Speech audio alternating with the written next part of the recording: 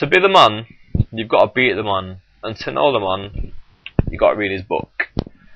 This is going to be my review of the Nature Boy's book, Ric Flair. To be the man, you've got to beat the man, with Keith Elliott Greenberg, edited by Mark Madden. I've heard Rick talk about this book in interviews, and he always said that I think it was Keith Elliott Greenberg didn't know anything about him, and the way he'd written the book was rubbish, so they got Mark Madden in to, edit it down and, make it good. It's released by WWE in 2005, same as the Edge book.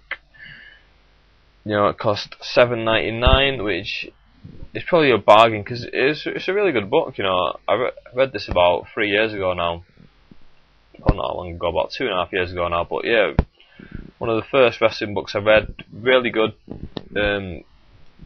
He talks openly, buries a few people in this book. Don't know if that's just the way Greenberg interpreted his work or what he'd said, but still, you know what Flair's like. If you've seen any of his interviews, if you've been following him for an extended amount of time like I have, you know that he likes to bury people. He's up himself a lot, and this book really shows that.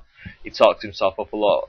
Like a trick that I noticed that Flair likes to do, he likes to really big his peers up a lot and then say that he was better than his peers. So it's sort of like saying, oh, that guy, saying, do you know what, Mr. A is probably the best wrestler I've ever seen, and then 2 seconds later he'll say, I was so much better than Mr. A. He doesn't say that in the book, but that's just the sort of equivalent of what I can say that he does. It's an easy read. It's not written in a difficult way to keep up with. Highlights of the book, like I said, he talks candidly at low points. He buries people. He's up his own ass.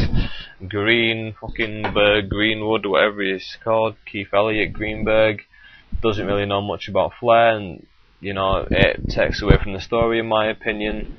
Would I buy it or not? I suppose I would buy it again if I had to do it. Is it worth reading? It is definitely worth reading. And my rating for this book, I'd give it 7 3/4. I was going to give it an 8, but the way that Flair says that Greenberg just took his stuff and didn't really understand, just like that. Inside as well, coloured pictures for those of you interested in coloured pictures. It does add to the book. I think if it's black and white, you don't really get the full effect, do you? This has got a few black and white pictures inside it. Let's see if I can find you one here. Here's one. There's one of Flair in his robe. Can you see that? Yeah, black and white pictures and coloured pictures. So yeah, it's a good book. It's a standard pocket book. And it's a New York Times bestseller if you read there at the top.